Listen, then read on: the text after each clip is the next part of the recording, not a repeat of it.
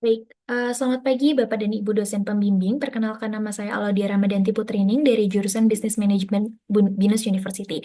Hari ini saya akan mempresentasikan hasil proyek yang berjudul Membangun Kesadaran dan Kolaborasi untuk Mewujudkan Pola Konsumsi dan Produksi Berkelanjutan di Indonesia dari implementasi SDGs 12. Sebagai bagian dari Project Based Learning dalam karakter Building Pancasila, proyek ini bertujuan untuk mengedukasi sekaligus mendorong kesadaran kolektif dalam menerapkan prinsip konsumsi dan produksi yang lebih bertanggung jawab. Tanpa berlama-lama lagi, saya akan memulai pembahasan pada presentasi hari ini.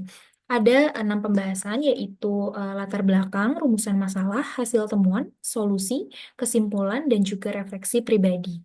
Latar belakang dari fenomena SDGs 12 ini tentunya terhadap pola konsumsi dan produksi yang berkelanjutan merupakan salah satu tujuan penting yang digagas oleh PBB dalam Agenda 2030 untuk mencapai pembangunan berkelanjutan. Tujuan ini menekankan pentingnya perubahan mendasar dalam cara kita mengkonsumsi dan memproduksi barang dan jasa dengan fokus pada pengelolaan sumber daya yang efisien, pengurangan limbah, serta penerapan prinsip berkelanjutan yang ramah lingkungan.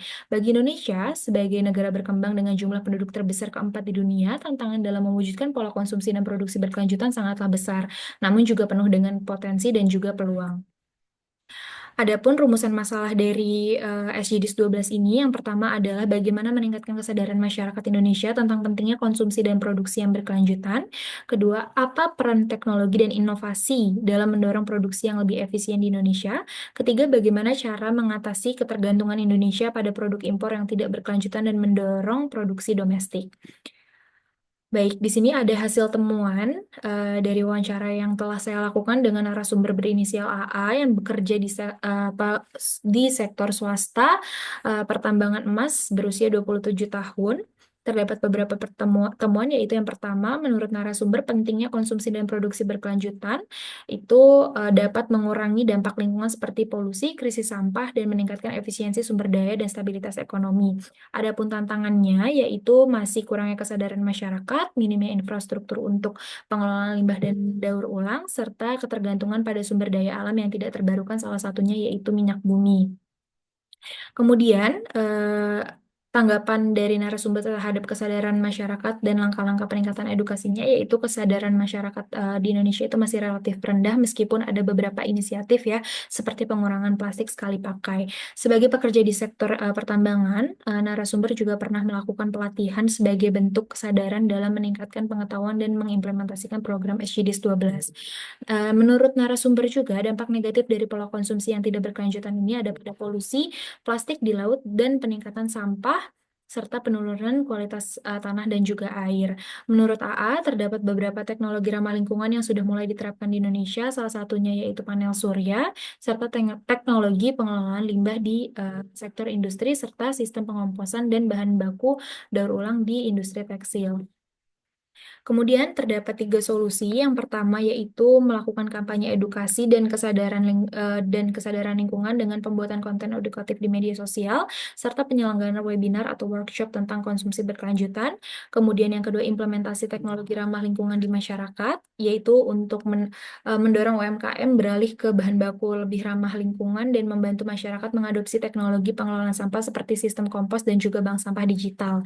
Yang ketiga adalah kolaborasi dengan pihak swasta dan juga pemerintah untuk menjalin kerjasama dengan organisasi lingkungan untuk pelatihan serta pengusulan regulasi yang lebih ketat terkait penggunaan plastik sekali pakai. Kesimpulannya yaitu pola konsumsi dan produksi yang berkelanjutan merupakan aspek penting dalam mencapai pembangunan berkelanjutan di Indonesia. Tantangan utamanya adalah dalam mengimplementasikan ini yaitu rendahnya kesadaran masyarakat akan pentingnya konsumsi yang bijaksana, hambatan bagi industri dalam mengadopsi teknologi ramah lingkungan, serta kurangnya kolaborasi antar pemangku kepentingan.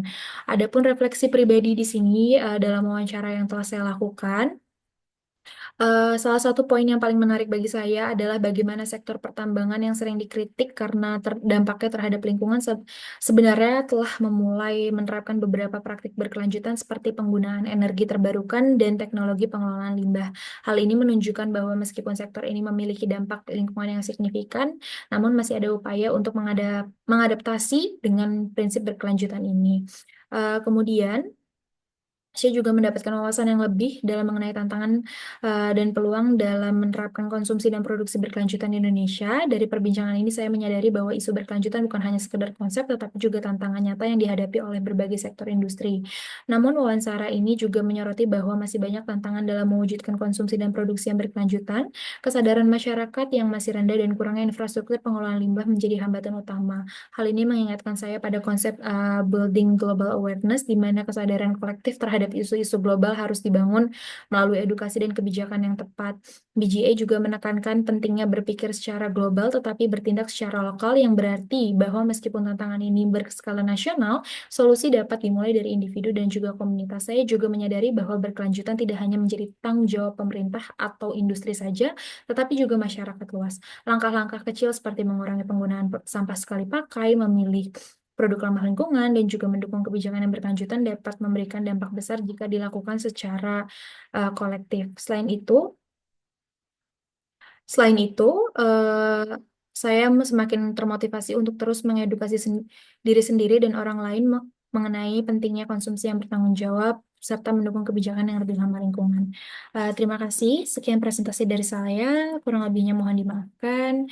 Selamat pagi, Bapak dan Ibu dosen pembimbing.